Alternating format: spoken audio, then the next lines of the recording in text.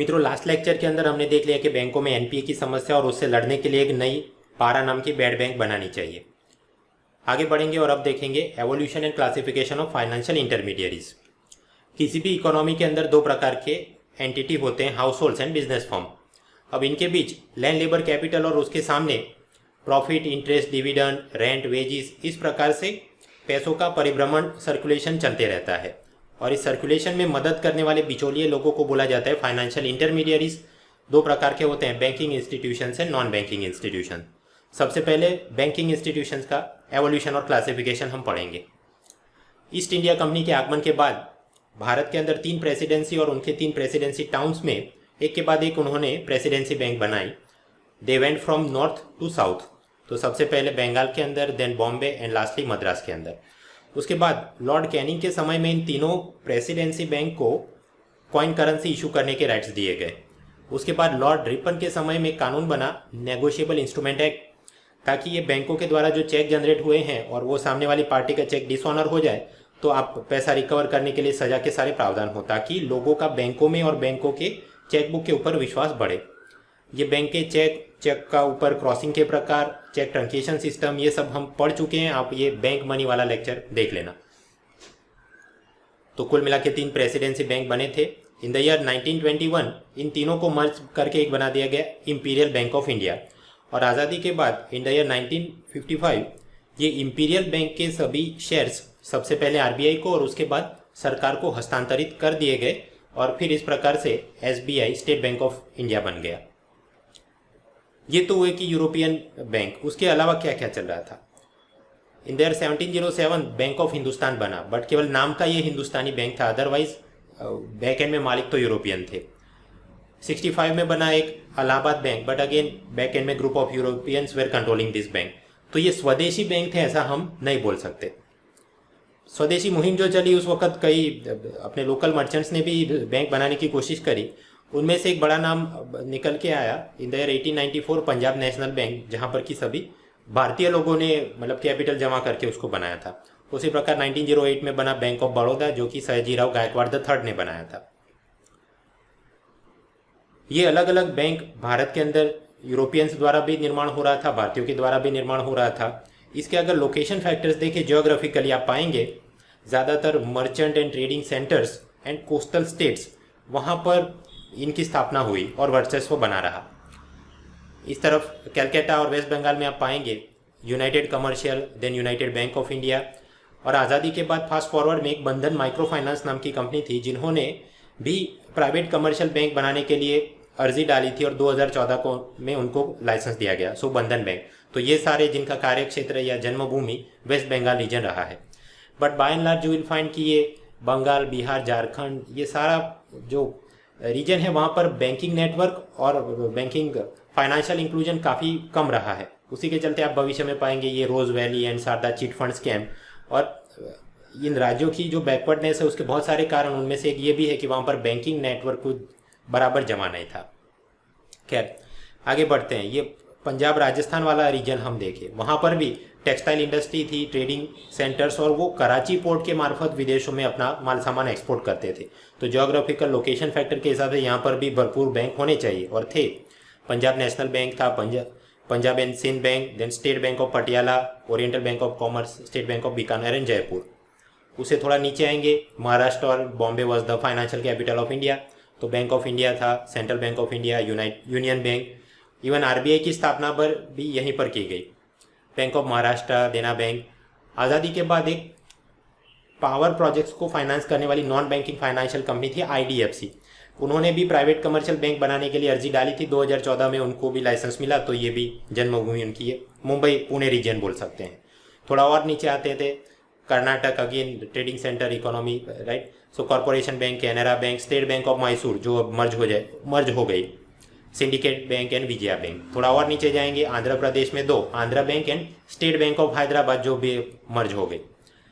तमिलनाडु के अंदर Indian bank, Indian overseas bank. थोड़ा और नीचे जाएंगे केरला, तो स्टेट बैंक ऑफ त्रावणकोर जो भी अब एसबीआई में मर्ज हो गई। तो ये सारे बैंक वाले उनकी जन्मभूमि आप पाएंगे कि ज्योग्राफिकल लोकेशन फैक्टर को वो फॉलो करता है। ट्रेडिंग सेंटर, कोस्टल एरिया, वहाँ पर ये स्थापना हुई। लेकिन जियोग्राफी के ये नियमों को भंग करते हुए चिदम्बरम ने 2013 में एक भारतीय महिला बैंक वो दिल्ली में बना दी, Delhi the den of evil. तो ऑब्वियसली उसका तो पतन होना निश्चित ही था, एंड यू वुड नो कि 1 अप्रैल 2017 से वो भी एसबीआई में मर्ज हो गया। खैर वापस आते हैं। ये आज़ादी के पहले का समय पूरे विश्व में बहुत अस्थिरता थी, बहुत सारे लड़ाइयाँ छिटपुट होती थी, चलती रहती थी। Mexican American war, opium war, civil war, first world war, so on. तो स्वाभाविक के बैक एंड में बुलेट्स एंड बैंडेजेस की काफ़ी आवश्यकता होगी, तो इस प्रकार के मिलिट्री इंडस्ट्रियल कॉम्प्लेक्स का बहुत सारा निर्माण हुआ होगा, राइट। और फिर उनको भी निवेश के लिए बैंकों से मदद मिलती थी। बहुत सारे भारत के व्यापारी वो भी उसको रॉ मटेरियल सप्लाई करते थे, सीधा भी अमेरिका में जाता था, कुछ यूरोप में जाता था, और वहाँ की जो कंपनियाँ दमदार बन गई उन्होंने भी अपना पैसा फिर अमेरिका के शेयर बाजार में निवेश किया था। So basically all this Indian and foreign merchants, उनको ये सारी बैंक मदद करती थी। तो फाइनेंशियल इंक्लूजन, गरीबों का कोई जनधन खाता खोलेंगे ऐसा कुछ था नहीं। और ये पूरा एक मिलिट्री इंडस्ट्रियल कॉम्प्लेक्स एंड एक बड़ी सारी इंडस्ट्री जो चल रही थी। बट इन द 1929 अमेरिका के अंदर एक ग्रेट डिप्रेशन आता है, उसका शेयर बाजार कोलैप्स हो गया, और बैक एंड में इनको जो भी पैसा रॉ मटेरियल सप्लाई करने वाले भारत और यूरोपियन बिजनेसमैन वो भी कोलैप्स हो गए। तो बैक एंड में उन्होंने जो भारतीय बैंकों से लोन लिया था वो भी सारा विजय माल्या जैसा एनपीए हो गया, और अपनी भी सारी बैंक डेंजर जोन में आ गई, बहुत सारी कोलैप्स भी हो गई। फिर ज़रूरत लगी कि भाई उसके ऊपर कुछ रेगुलेशन करना मांगता है।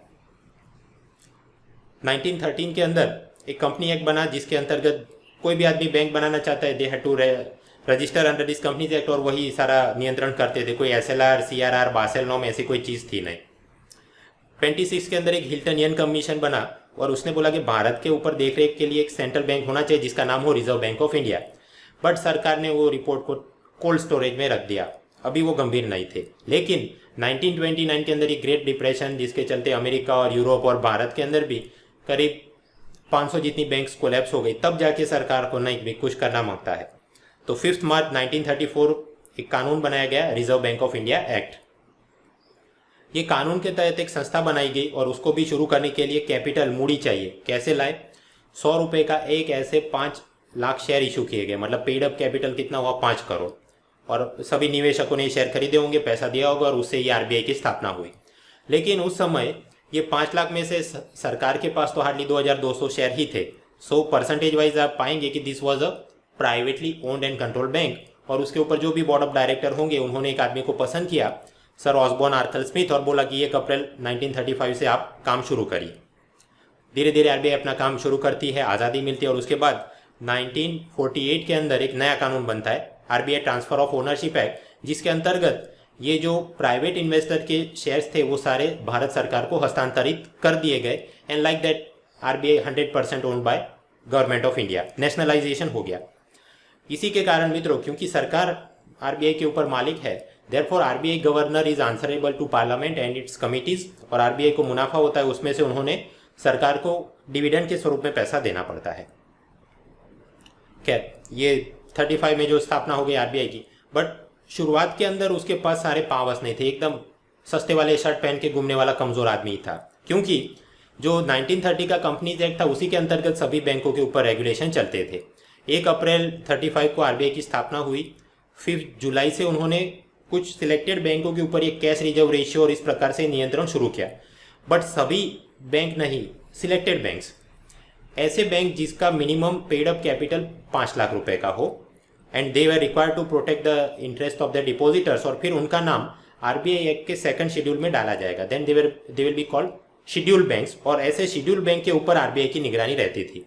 जो नॉन शेड्यूल बैंक थे उसके ऊपर आरबीआई कुछ बोल नहीं सकता था।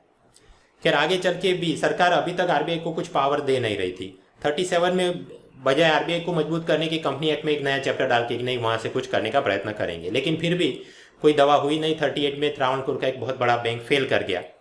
फिर ये वर्ल्ड वॉर 2 का ज़माना चल रहा था, स्पेक्युलेटिव इन्वेस्टमेंट काफ़ी था। इवन बैंक वाले भी डिपॉजिटर का पैसा लेकर लोन में घुमाने की बजाय गोल्ड एंड मेटल कमोडिटीज़ में वो निवेश करते थे कि अच्छा युद्ध चल रहा है, अब हिटलर ने अफ्रीका का ये वाला देश कब्जे कर लिया तो वहाँ से गोल्ड सप्लाई कम हो जाएगा, सो बेटर वी इन्वेस्ट, ताकि उसके दाम जब बढ़ेंगे then we will make windfall profit.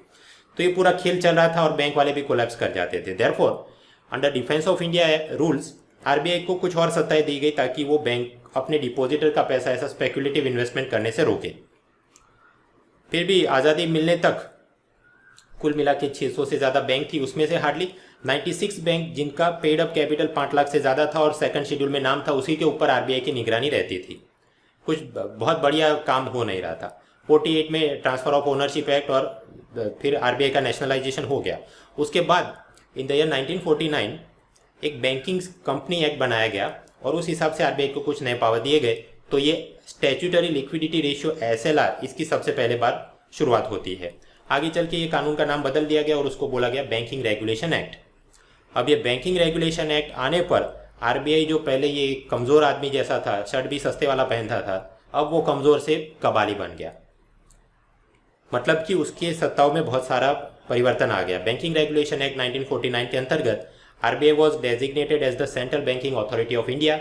मतलब कि कोई भी आदमी बैंक खोलना चाहता है, they have to take licence from RBI, और इवन उसके बाद भी उसने नई ब्रांच खोलनी है तब भी आरबीआई का अप्रूवल लेना जरूरी बन गया। RBI will prescribe the auditing and liquidity norms on this bank, for example, statutory liquidity ratio and so on. RBI will protect the interest of their depositors, right? Even RBI को लगे कि कोई bank कमज़ोर है तो उसका किसी अन्य बैंक के साथ फोर्सफुली मर्जर करा सकती है या उस बैंक को समाप्त कर सकती है, उसको एलिमिनेट कर सकती है। ये सारे पावर्स भी दिए गए। बाय 66 आरबीआई ने कुल मिला के 200 से ज़्यादा ऐसे कमज़ोर बैंक नष्ट करा दिए, बंद करा दिए। उसी एक्ट के अनुसंधान में जो आरबीआई को पावर मिले हैं, under that they release this prompt corrective action PCA framework, जो मैं आपको बासेल नॉर्म्स के साथ पढ़ा चुका हूँ। ये वाले लिंक पे जाएगा, आपको वो लेक्चर मिल जाएगा। फास्ट फॉरवर्ड में आगे बढ़ते हैं। ये बैंकिंग रेगुलेशन एक्ट के अंदर कुछ और सुधार किए गए। मई 2017 में president approve one NPA ordinance. ये क्या चीज़ है मित्रों? लास्ट टाइम हमने पढ़ा था कि बैंकों में एनपीए की समस्या से लड़ने के लिए आरबीआई का 3R फ्रेमवर्क, जिसके अंतर्गत बैंक वाले ये 520 scheme, S4A, SDR, SARFAESI act है, इंसॉल्वेंसी बैंक्रप्सी कोड है, ये सभी की मदद से बैंक वाले अपना बकाया वापस वसूल सकते हैं। लेकिन खासकर ये सरकारी बैंक वाले ऐसे कोई भी एक्शन लेने से डरते हैं, because they are afraid of 4C। हमने पढ़ा था CBI, CVC, CAG and courts. Now, under the Banking Regulation Act, as such, RBI can force this bank to do something. ये जो बैंकिंग रेगुलेशन एक्ट में सुधार किया गया, वो ऑर्डिनेंस, उसमें क्या सुधार किया गया कि सरकार आरबीआई को ऑर्डर कर सकती है कि वो जाके इन बैंकों को ऑर्डर करे कि आप जाके ये अलग अलग जो रेजोल्यूशन वाले मैकेनिज्म है उसकी मदद से एनपीए के सामने लड़िए। तो ये सुधार किया गया। पहले आरबीआई के पास ये सत्ता थी, अब सरकार को सत्ता मिली कि वो आरबीआई को हुक्म करे कि वो जाके उन बैंकों को करे कि भाई आप ऐसा करके ये एनपीए की समस्या का निपटारा करो। One thing. सेकंड, ये अलग अलग एनपीए रेजोल्यूशन के लिए जो भी कमेटी बनती है, जैसे कि जॉइंट लैंडर्स फोरम होता है या फिर सरफाइसी एक्ट या इंसॉल्वेंसी बैंक्रप्सी कोड, वहाँ पर जो भी रेजोल्यूशन के लिए कमेटी बने, आरबीआई उसके सिलेक्शन की मेथड प्रिस्क्राइब कर सके, आरबीआई अपने आदमियों को वहाँ पर बिठा सके या किसी को नामांकित कर सके। इस प्रकार के पावर्स दिए गए। इससे भी एनपीए से लड़ने में राहत मिल सकती है। कैसे? For example, joint landers forum की 100 करोड़ से ज़्यादा का किसी को लोन दिया गया है, तो बैकएंड में जितने भी वो लोन देने वाले थे 4-5 बैंक, पहले वो कोई निर्णय लेते ही नहीं थे क्योंकि मेजोरिटी रूल के हिसाब से वो कोई कंसेंसस बन नहीं पाता था। अब आरबीआई चाहे तो वहाँ पर कुछ सुधार कर सकती है, अपने आदमी को बिठा के वो फास्ट ट्रैक कुछ कर सकती है कि किस प्रकार से रिस्ट्रक्चरिंग किया जाए। लेटर से कि जो लोन है उसमें 40% हेयर कट ले लेते हैं और बाकी 60% बकाया ही हम लोग वसूल करें, सो ऑन। उसी प्रकार ये सरफाई एक्ट के अंतर्गत बैंक वाले चाहे तो कोई भी कंपनी के ऊपर वो टेक ओवर कर सकते हैं, तो उसके बोर्ड ऑफ डायरेक्टर में भी आरबीआई के आदमी बैठ जाए या इंसॉल्वेंसी बैंक्रप्सी कोड के जो भी रेजोल्यूशन कमेटी बने वहाँ पर कुछ किया जाए, so on they can do. तो इस प्रकार से जल्दी जल्दी एनपीए की समस्या से हम निपट सके, ऐसा सरकार ने सोच के ये ऑर्डिनेंस बनाया। क्योंकि हम पहले भी देख चुके हैं कि अरविंद सुब्रमण्यम की जो बात है कि एक नया बैड बैंक बनाया जाए और वो सारा एब्जॉर्ब कर ले, उतना पैसा तो ना आरबीआई के पास है ना सरकार के पास है। सो बेटर जो पहले से ही चीज़ है उसको टाइट करके ये प्रयत्न करें। ऑर्डिनेंस बनाया गया।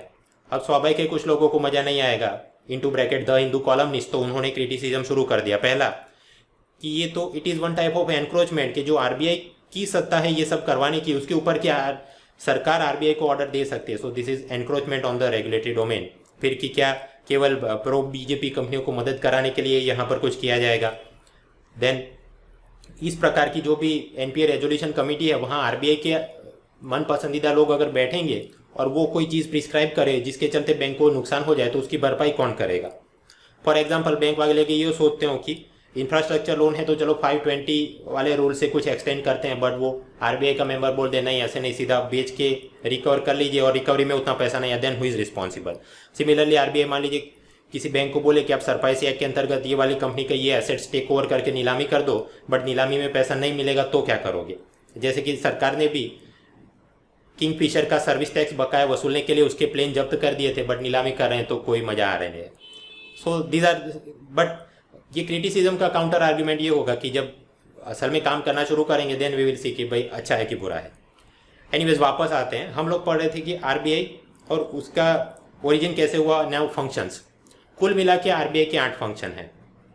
सबसे पहले लेक्चर में मैंने आपको पढ़ाया था कि कॉइन करेंसी कौन इशू करता है। अंडर दिस कॉइनेज एक्ट सभी सिक्के और 1 रुपये का नोट वो सरकार इशू करती है। And under the RBI act 1934 बाकी सारा करेंसी नोट कौन इशू करता है, आरबीआई। तो 2 रुपये की नोट से लेके 2000 तक की नोट वो इशू करने का काम आरबीआई का, that is one function. So RBI is the controller of money supply under this RBI act. और दूसरा, ये मनी जो छाप भी दिया बट सामने उसको लिक्विडिटी नॉर्म्स कंट्रोल करने के लिए रेपो रेट, एसएलआर, ये सब कौन तय करेगा, वो भी under the RBI act there will be one monetary policy committee और उस हिसाब से मॉनेटरी पॉलिसी तय होती है, वो भी हमने पढ़ लिया। So first function is controller of this money supply. Second, RBI is the controller of this foreign exchange rate and regime. Under पहले फेरा एक्ट था और उसके बाद FEMA act, foreign exchange management act. तो ये रूपी टू डॉलर कन्वर्जन कराने वाले जो भी फॉरेक्स एजेंट हैं उन सबको आरबीआई से लाइसेंस लेना पड़ता है और फिर वो सारे उसके नियम, current account convertibility, capital account convertibility, वो सारे भी आरबीआई तय करती है। इकोनॉमी के third pillar balance of payment में वो हम आराम से पढ़ेंगे, बट अभी के लिए कि आरबीआई के 2 फंक्शन क्या है, कंट्रोलर ऑफ मनी सप्लाई है और कंट्रोलर ऑफ फॉरेन एक्सचेंज है। 2 टाइप का वो कंट्रोलर है। Then RBI is banker to 2 things. First, RBI is banker to government. तो सरकार का बैंक के खाते वो चलाती है और सरकार को जब भी उधारी की आवश्यकता हो तो गवर्नमेंट सिक्योरिटी इशू की जाती है। RBI as a public debt manager उसका नीलामी कराएगा और अगर कोई खरीदेगा नहीं तो वो सारे गवर्नमेंट सिक्योरिटी आरबीआई खरीद के सरकार को पैसा देगा। So RBI is banker to government. Then RBI is bankers bank. सभी बैंक वाले अपना करंट अकाउंट आरबीआई में मेंटेन करते हैं और हमने ये भी पढ़ा था, वो पूरी कोर बैंकिंग सोल्यूशन सिस्टम का नाम क्या था, e Kuber system. So RBI is banker to 2 things, banker to government and banker to bankers of bank. Then RBI is regulator of 2 things. Under the banking regulation act सभी commercial and cooperative bank के ऊपर RBI की निगरानी रहती है। Then under the payment system act ये पूरे जो क्रेडिट कार्ड, नेफ्ट, आरटीजीएस और ये डिजिटल वॉलेट्स वगैरह उसके ऊपर भी आरबीआई का देखरेख रहती है। एक बात। And RBI is regulator of all India financial institutions. 4 हैं, NABARD, SIDBI, Exim bank and housing bank. Deposit लेने वाली सभी non banking financial company, loan companies वगैरह वगैरह, बहुत सारा लंबा लिस्ट है। So basically RBI is controller of 2 things, banking entities and non banking entities. Then customer protection का काम करती है, फाइनेंशियल इंक्लूजन, वित्तीय समावेशन के लिए कदम उठाती है, फाइनेंशियल लिटरेसी, वित्तीय साक्षरता के लिए कदम उठाती है। तो ये सारे काम बोले जाते हैं आरबीआई के प्रमोशनल रोल्स हैं। And lastly database collection, publication, international cooperation, जैसे ये बासेल नॉर्म्स को भारत में लागू कराना, ये आईएमएफ वाले बोले कि एक्सचेंज रेट स्टेबिलिटी के लिए कुछ ऐसा करना है या आप अपने बैलेंस ऑफ पेमेंट के आंकड़े हमको दीजिए, वी वांट टू सी, वो सारी चीज़ें भी आरबीआई देखती है। सो आरबीआई की कुल मिला के 8 फंक्शन है। 2 टाइप का वो कंट्रोलर है, money supply, foreign exchange. 2 type का बैंकर है, banker to government, banker to banks. 2 type का रेगुलेटर है, banking entity, non banking. Then promotional roles and this database management, international cooperation वगैरह। ये सारा मैंने डिटेल में आपको इसलिए पढ़ा है क्योंकि 2012 प्रीलिम में यूपीएससी ने यहाँ से सवाल पूछा था, घर पे आराम से पढ़ लेना।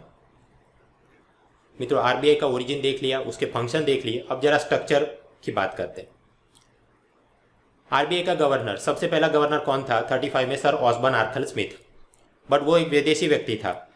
सबसे पहला भारतीय गवर्नर कौन था, सर सीडी देशमुख 43 में बनते हैं। And he also participated in this Bretton Woods conference in USA, जिसके अंतर्गत 3 बड़ी संस्थाएं बनी।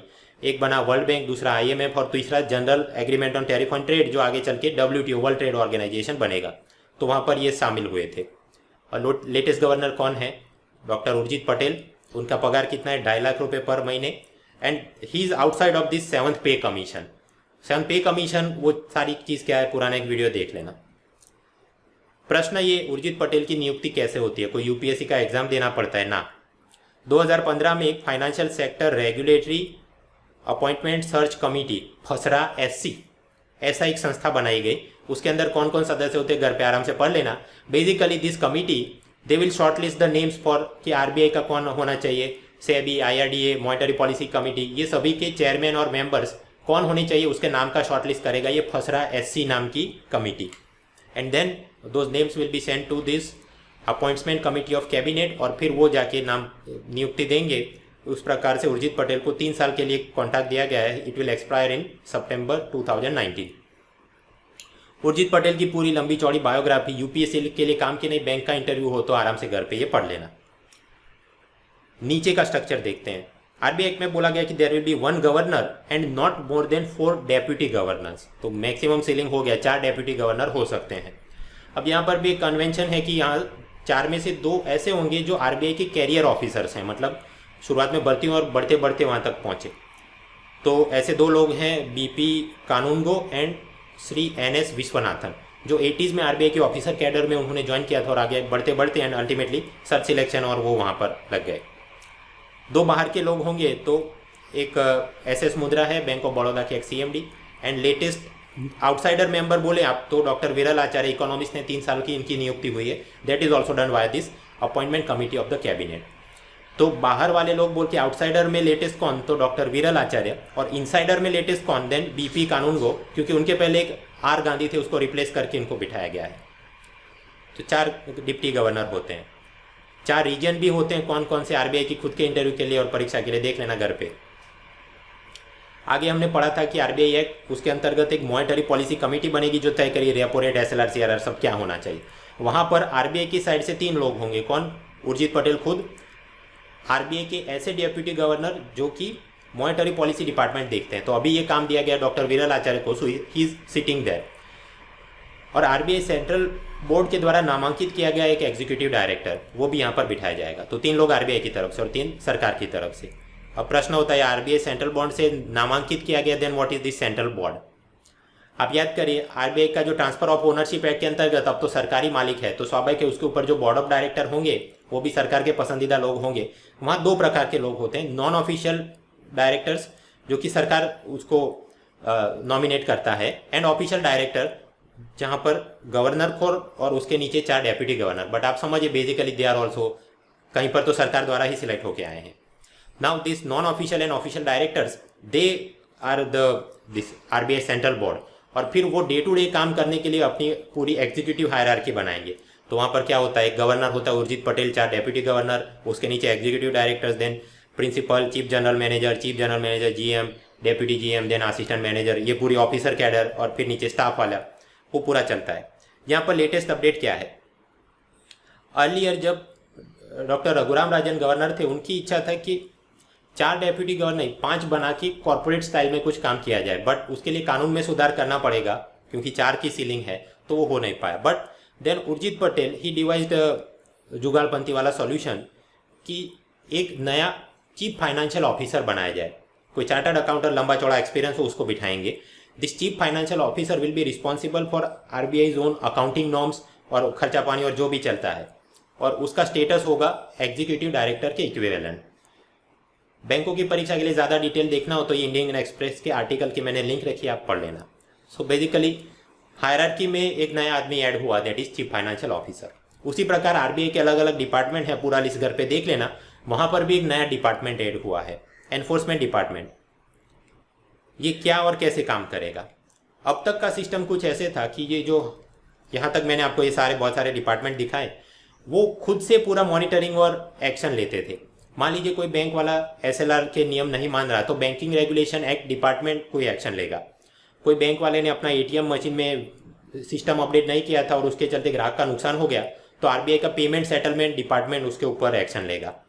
फॉरेन एक्सचेंज का डिपार्टमेंट, कोऑपरेटिव बैंक वाले वो कुछ गड़बड़ी कर रहे हैं, बेसिकली वो नोटबंदी के बाद भी ब्लैक मनी वाला बिना कुछ देखे बैक डेटेड फिक्स डिपॉजिट में सारा एब्जॉर्ब कर लिया, तो ऐसे सब पे एक्शन कौन लेगा, आरबीआई का कोऑपरेटिव डिपार्टमेंट। अब तक सिस्टम ये चल रहा था। नया सिस्टम विथ इफेक्ट फ्रॉम 1 अप्रैल 2017 कि ये सभी इंडिविजुअल डिपार्टमेंट ने केवल मॉनिटरिंग करना है और सारा सर्वेलेंस का डेटा एक नए डिपार्टमेंट को देना है जिसका नाम है एनफोर्समेंट डिपार्टमेंट, और उसके बाद जो भी पेनल्टी पनिशमेंट एक्शन लेने हैं वो सारे एनफोर्समेंट डिपार्टमेंट खुद लेगा। So this will help in centralize action, database management और अच्छा काम हो सकता है। तो मित्रों, फाइनेंशियल इंटरमीडियरीज और वहाँ पर बैंक्स, बैंक के अंदर आरबीआई, उसका ओरिजिन, स्ट्रक्चर, फंक्शन हमने देख लिया। आगे बढ़ेंगे। नेक्स्ट वीडियो के अंदर हम देखेंगे कि आज़ादी के बाद तो सभी प्राइवेट बैंक थे, उनका राष्ट्रीयकरण किया गया, पब्लिक सेक्टर बैंक बनाए गए। तो ये नेशनलाइजेशन क्या था, और लेटेस्ट आगे बढ़ते बढ़ते अब चल रहा है कि ये जो नेशनलाइज बैंक है उसमें से कुछ एसोसिएट बैंक एंड भारतीय महिला बैंक उसको भी मर्ज करके एसबीआई में डाल दिया गया। So what is this nationalization and merger angles? In the next video we will C.